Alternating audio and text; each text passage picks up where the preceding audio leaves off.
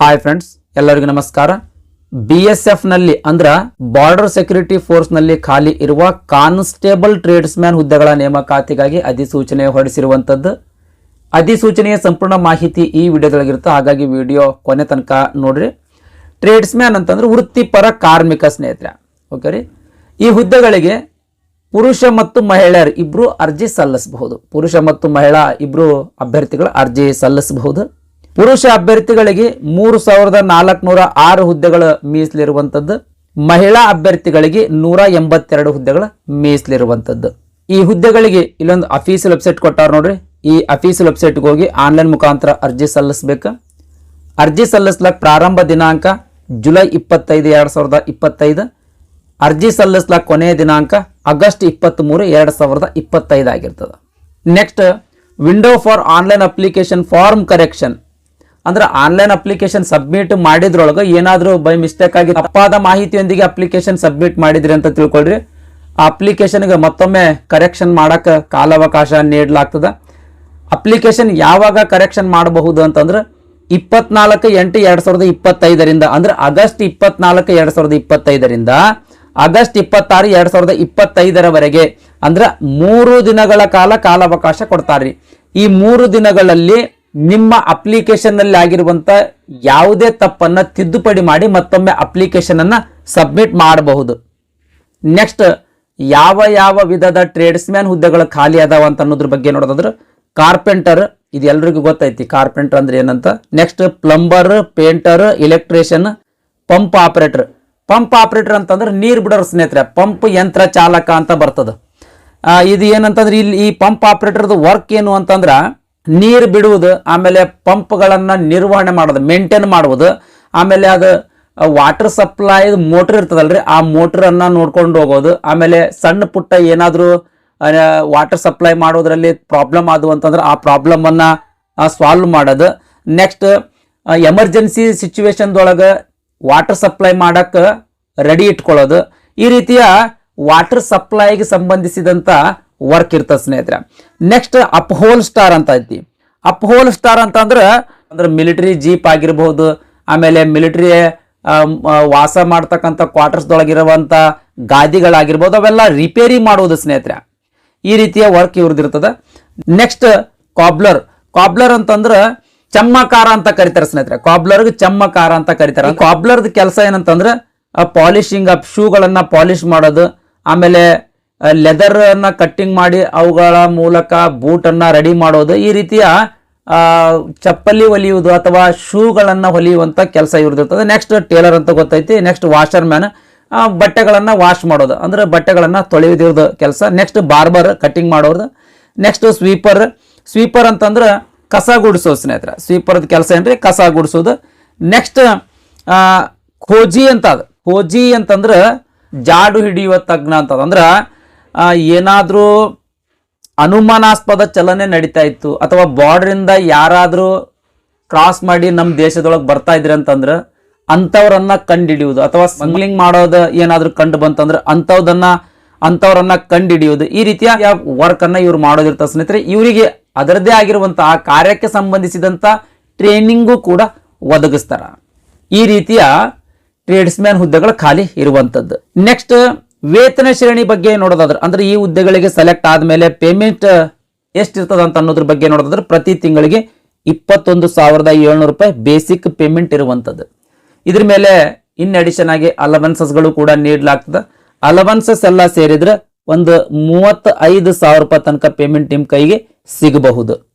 Next, ನೇಮಕಾತಿ ಹ್ಯಾಂಗ್ ಮಾಡ್ಕೊಳ್ತಾರ ಅಂತ ಅನ್ನೋದ್ರ ಬಗ್ಗೆ ನೋಡೋದಾದ್ರೆ ಅಂದ್ರೆ ನೇಮಕಾತಿ ಹಂತಗಳ ಬಗ್ಗೆ ನೋಡೋದಾದ್ರೆ physical standard test, physical efficiency test, return examination, documentation, trade test ಮತ್ತು ಮೆಡಿಕಲ್ ಎಕ್ಸಾಮಿನೇಷನ್ಗಳ ಆಧಾರದ ಮೇಲೆ ನೇಮಕಾತಿ ಮಾಡ್ಕೊಳ್ತಾರ. ನೆಕ್ಸ್ಟ್, ಎಕ್ಸಾಮಿನೇಷನ್ ಫೀ ಬಗ್ಗೆ ನೋಡೋದಾದ್ರೆ ಅಂದ್ರೆ ಅರ್ಜಿ ಶುಲ್ಕದ ಬಗ್ಗೆ ನೋಡೋದಾದ್ರೆ ಅನ್ರಿಸರ್ವ್ಡ್ EWS ಆಮೇಲೆ OBC ಕ್ಯಾಟಗರಿಯ ಅಭ್ಯರ್ಥಿಗಳಿಗೆ 100 ರೂಪಾಯಿ ಅರ್ಜಿ ಶುಲ್ಕ ಇರ್ತದೆ. ಇದರ ಜೊತೆಗೆ 18% GST ಕೂಡ ತುಂಬಬೇಕು ಸ್ನೇಹಿತರೆ. ನೆಕ್ಸ್ಟ್, ಮಹಿಳಾ ಅಭ್ಯರ್ಥಿಗಳು, SC ಮತ್ತು ST ಕ್ಯಾಟಗರಿ ಅಭ್ಯರ್ಥಿಗಳು, ಆಮೇಲೆ ಈಗಾಗಲೇ BSF ನಲ್ಲಿ ಕೆಲಸ ಮಾಡ್ತಾ ಇರತಕ್ಕಂಥ ಎಂಪ್ಲಾಯಿಗಳು, ಆಮೇಲೆ ಮಾಜಿ ಸೈನಿಕ ಅಭ್ಯರ್ಥಿಗಳಿಗೆ ಯಾವುದೇ ರೀತಿಯ ಅರ್ಜಿ ಶುಲ್ಕ ಇರಂಗಿಲ್ಲ. ನೆಕ್ಸ್ಟ್ ವಯೋಮಿತಿ ಬಗ್ಗೆ ನೋಡೋದಾದ್ರೆ ಈ ಹುದ್ದೆಗಳಿಗೆ ಅರ್ಜಿ ಸಲ್ಲಿಸಬೇಕಾಗಿತ್ತು ಅಂದ್ರೆ ಕನಿಷ್ಠ 18 ವರ್ಷ ವಯಸ್ಸಾಗಿರ್ಬೇಕು, ಗರಿಷ್ಠ 25 ವರ್ಷ ಮೀರಿರಬಾರದು. ಈ ಗರಿಷ್ಠ ವಯೋಮಿತಿಯ ಮೇಲೆ ಇನ್ ಅಡಿಷನ್ ಆಗಿ ಏಜ್ ರಿಲ್ಯಾಕ್ಸೇಷನ್ ಕೂಡ ನೀಡಲಾಗ್ತದೆ, ಅಂದ್ರೆ ವಯೋಮಿತಿ ಸಡಿಲಿಕೆ ಕೂಡ ನೀಡಲಾಗ್ತದೆ. ವಯೋಮಿತಿ ಸಡಿಲಿಕೆ ಬಗ್ಗೆ ನೋಡೋದಾದ್ರೆ SC ಮತ್ತು ST ಕ್ಯಾಟಗರಿಯ ಅಭ್ಯರ್ಥಿಗಳಿಗೆ 5 ವರ್ಷಗಳು, OBC ಕ್ಯಾಟಗರಿಯ ಅಭ್ಯರ್ಥಿಗಳಿಗೆ 3 ವರ್ಷಗಳು. ಈ ರೀತಿ ಗರಿಷ್ಠ ವಯೋಮಿತಿಯ ಮೇಲೆ ಇನ್ ಅಡಿಷನ್ ಆಗಿ ಏಜ್ ರಿಲ್ಯಾಕ್ಸೇಷನ್ ಕೂಡ ನೀಡಲಾಗ್ತದೆ. ನೆಕ್ಸ್ಟ್ ಎಜುಕೇಶನ್ ಕ್ವಾಲಿಫಿಕೇಶನ್ ಬಗ್ಗೆ ನೋಡೋದಾದ್ರೆ ಅಂದ್ರೆ ಈ ಹುದ್ದೆಗಳಿಗೆ ಅರ್ಜಿ ಸಲ್ಲಿಸಬೇಕಾಗಿತ್ತು ಅಂದ್ರೆ ಎಜುಕೇಶನ್ ಕ್ವಾಲಿಫಿಕೇಶನ್ ಏನಾಗಿರ್ಬೇಕಂತ ಅನ್ನೋದ್ರ ಬಗ್ಗೆ ನೋಡೋದಾದ್ರೆ carpenter, plumber, painter, electrician, pump operator, up hole star ಈ ಹುದ್ದೆಗಳಿಗೆ ಅರ್ಜಿ ಸಲ್ಲಿಸಬೇಕಾಗಿತ್ತು ಅಂತಂದ್ರೆ ಈ ಸಂಬಂಧಿಸಿದ ಕ್ಷೇತ್ರದಲ್ಲಿ ಅಥವಾ ಸಂಬಂಧಿಸಿದ ಟ್ರೇಡಿನಲ್ಲಿ ITI ಪಾಸ್ ಆಗಿರ್ಬೇಕು ಸ್ನೇಹಿತರೆ. ಇನ್ ಕೇಸ್ ನೀವು ITI ಕೋರ್ಸ್ ಪಾಸ್ ಮಾಡಿರ್ಲಿಲ್ಲ ಅಂತಂದ್ರೆ ಯಾವುದಾದ್ರೂ ಗವರ್ನಮೆಂಟ್ ಅಫಿಲಿಯೇಟೆಡ್ ಇರುವಂತ ವೊಕೇಶನಲ್ ಇನ್ಸ್ಟಿಟ್ಯೂಟ್ ಒಳಗೆ 1 ವರ್ಷದ ಕೋರ್ಸ್ ಪಾಸ್ ಮಾಡಿ 1 ವರ್ಷ ಸಂಬಂಧಿಸಿದ ಕ್ಷೇತ್ರದಲ್ಲಿ ಎಕ್ಸ್ಪೀರಿಯನ್ಸ್ ಇದ್ರೂ ಕೂಡ ನೀವು ಅರ್ಜಿ ಸಲ್ಲಿಸಬಹುದು. ಕಾಬ್ಲರ್ ಅಂದ್ರೆ ಚರ್ಮಕಾರ, ಟೇಲರ್, ವಾಷರ್ ಮ್ಯಾನ್, ಬಾರ್ಬರ್ ಅಂದ್ರೆ ಕಟಿಂಗ್ ಮಾಡೋರು, ಆಮೇಲೆ ಸ್ವೀಪರ್ ಮತ್ತು ಖೋಜಿ ಈ ಹುದ್ದೆಗಳಿಗೆ ಅರ್ಜಿ ಸಲ್ಲಿಸಬೇಕಾಗಿತ್ತು ಅಂದ್ರೆ 10ನೇ ತರಗತಿ ಪಾಸ್ ಆಗಿರ್ಬೇಕು. ಆಮೇಲೆ ಪ್ರೊಫಿಸಿಯೆಂಟ್ ಇನ್ ರೆಸ್ಪೆಕ್ಟಿವ್ ಟ್ರೇಡ್, ಈ ಏನು ಟ್ರೇಡ್ಗಳದಾವಲ್ರಿ ಈ ಟ್ರೇಡಿನಲ್ಲಿ ಒಳ್ಳೆ ನಾಲೆಜ್ ಅನ್ನ ಹೊಂದಿರಬೇಕು ಅಂದ್ರೆ ಮಾತ್ರ ಈ ಹುದ್ದೆಗಳಿಗೆ ಅರ್ಜಿ ಸಲ್ಲಿಸಬಹುದು. Next cook, water carrier and waiter 10ನೇ ತರಗತಿ ಪಾಸ್ ಮಾಡಿರ್ಬೇಕು. ಆಮೇಲೆ ಫುಡ್ ಪ್ರೊಡಕ್ಷನ್ ವಿಷಯದಲ್ಲಿ national skills qualification framework level 1 course ಅನ್ನು ನೀವು ಪಾಸ್ ಮಾಡಿದ್ರಿ ಅಂತಂದ್ರೆ ಈ ಹುದ್ದೆಗಳಿಗೆ ಅರ್ಜಿ ಸಲ್ಲಿಸಬಹುದು. ನೆಕ್ಸ್ಟ್ ಸೆಲೆಕ್ಷನ್ ಪ್ರೋಸೆಸ್ ಬಗ್ಗೆ ನೋಡೋಣ ಸ್ನೇಹಿತರೆ.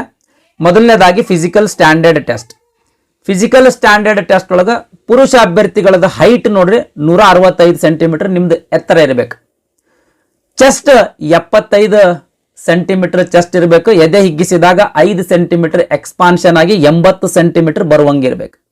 ನೆಕ್ಸ್ಟ್ ಮಹಿಳಾ ಅಭ್ಯರ್ಥಿಗಳದ ಹೈಟ್ ನೋಡ್ರಿ 155 ಸೆಂಟಿಮೀಟರ್ ಹೈಟ್ ಇರಬೇಕು. ಚೆಸ್ಟ್ ಅಪ್ಲಿಕೇಬಲ್ ಇಲ್ಲ ಸ್ನೇಹಿತರೆ. ಇದಿಷ್ಟು ಫಿಸಿಕಲ್ ಸ್ಟ್ಯಾಂಡರ್ಡ್ ನೀವು ಹೊಂದಿದ್ರಿ ಅಂತಂದ್ರೆ ಈ ಹುದ್ದೆಗಳಿಗೆ ಅರ್ಜಿ ಸಲ್ಲಿಸಬಹುದು. Next physical efficiency test. ಈ ಫಿಸಿಕಲ್ ಎಫಿಸಿಯನ್ಸಿ ಟೆಸ್ಟ್ ಒಳಗೆ ಪುರುಷ ಅಭ್ಯರ್ಥಿಗಳಿಗೆ 5 ಕಿಲೋಮೀಟರ್ ರನ್ನಿಂಗ್ ಇರ್ತದ್ರಿ. 5 ಕಿಲೋಮೀಟರ್ ರನ್ನಿಂಗ್ ಇರ್ತದ. 24 ನಿಮಿಷದೊಳಗೆ ಕಂಪ್ಲೀಟ್ ಮಾಡ್ಬೇಕು ಅಂದ್ರೆ ನೀವು ಈ ಫಿಸಿಕಲ್ ಎಫಿಸಿಯನ್ಸಿ ಟೆಸ್ಟ್ ಪಾಸ್ ಆದಂಗ.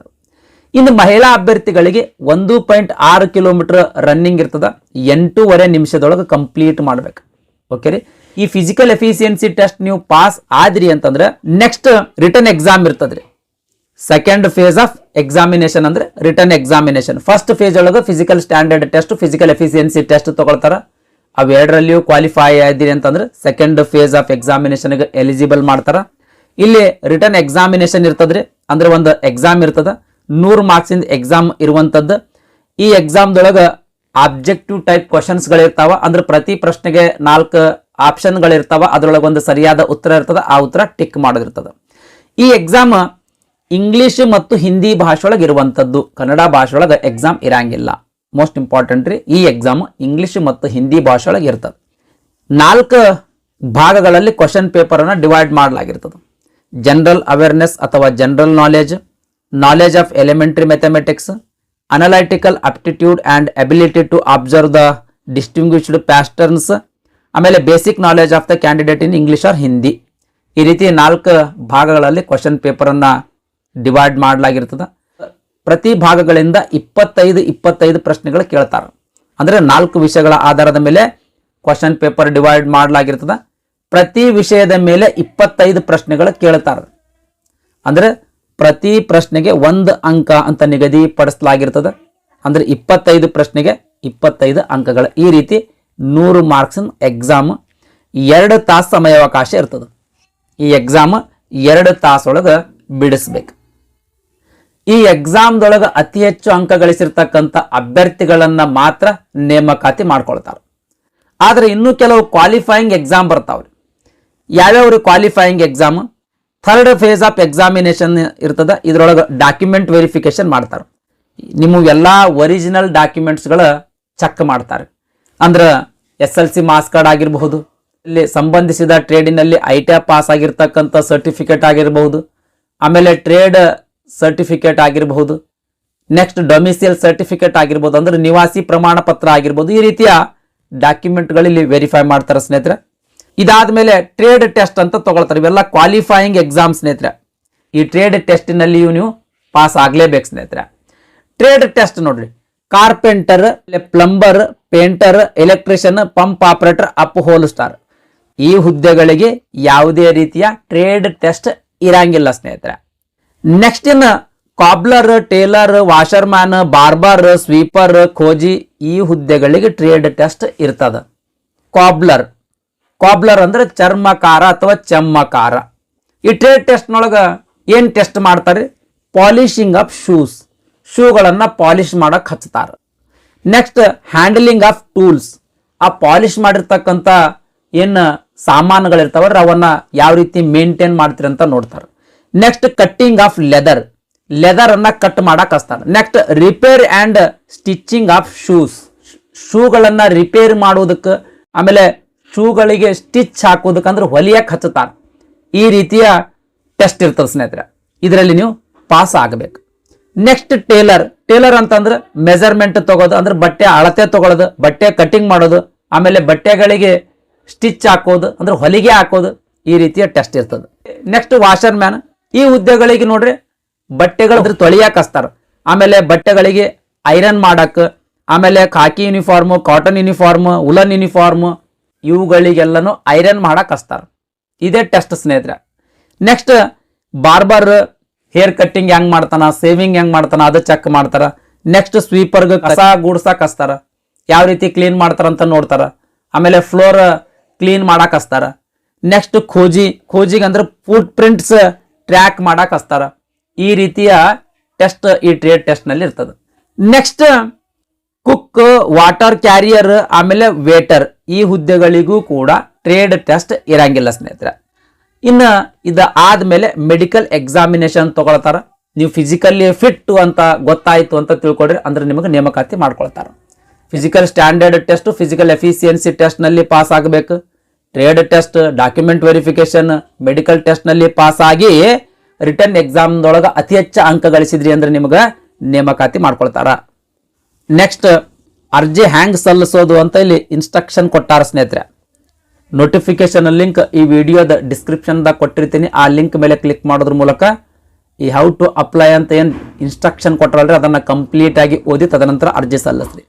ಇದಿಷ್ಟು ಬಾರ್ಡರ್ ಸೆಕ್ಯೂರಿಟಿ ಫೋರ್ಸ್ ನಲ್ಲಿ ಖಾಲಿ ಇರುವಂತಹ ಕಾನ್ಸ್ಟೇಬಲ್, ಟ್ರೇಡ್ಸ್ಮನ್ ಹುದ್ದೆಗಳ ನೇಮಕಾತಿಗಾಗಿ ಹೊರಡಿಸಿರುವಂತಹ ಅಧಿಸೂಚನೆಯ ಸಂಪೂರ್ಣ ಮಾಹಿತಿಯಾಗಿತ್ತು. ಈ ವಿಡಿಯೋ ನಿಮ್ಗೆ ಇಷ್ಟ ಆಗಿತ್ತು ಅಂದ್ರೆ ದಯಮಾಡಿ ಲೈಕ್ ಬಟನ್ ಮೇಲೆ ಪ್ರೆಸ್ ಮಾಡ್ರಿ. ಅದೇ ರೀತಿ ನಿಮ್ಮ ಫ್ರೆಂಡ್ಸರಿಗೂ ಶೇರ್ ಮಾಡ್ರಿ ಅಂತ ವಿನಂತಿಸಿಕೊಳ್ತಾ ಇವತ್ತಿನ ವಿಡಿಯೋ ಮುಗಿಸ್ತಾ ಇದ್ದೀನಿ. ಧನ್ಯವಾದಗಳು.